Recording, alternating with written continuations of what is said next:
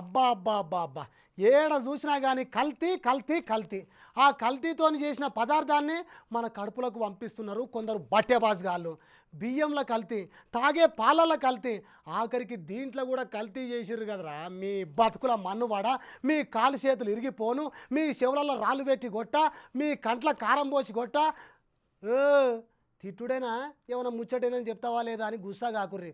ఒకసారి మీరు చూడుర్రి, ఇంతకంటే ఎక్కువ తిడతారు.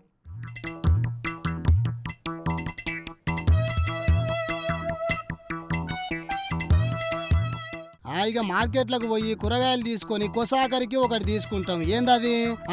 మసాలా, కొత్తిమీర, పుదీనా ఇవన్నీ పక్కన పెడితే కూర మంచి రుచి కావాలంటే అల్లం పేస్ట్ పక్కా కావాలి. అంతేనా కాదా చెప్పుర్రి.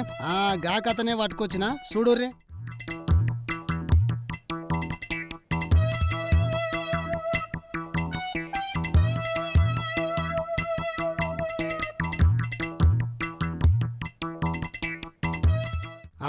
ఏంది అని చుట్టుపక్కల మొత్తం అల్లం ఎల్లిగడ్డ పేస్ట్ డబ్బాలే ఉన్నాయని అనుకుంటున్నారా?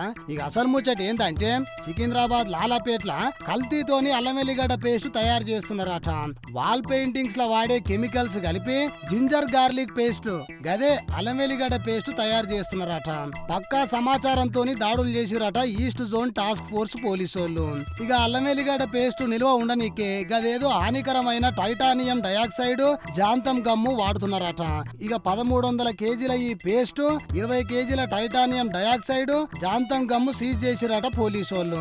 ఈ సీజ్ చేసిన జింజర్ గార్లిక్ పేస్ట్ కెమికల్స్ విలువ ఏం లేదన్నా 1,70,000 రూపాయలటనుల్లా. ఇక ఈ పేస్ట్ తయారీ కేంద్రం నిర్వాహకుడు నీలా వెంకటేశ్వర్ను అరెస్ట్ చేసి కంపెనీ సీజ్ చేసిరట కాకీలు.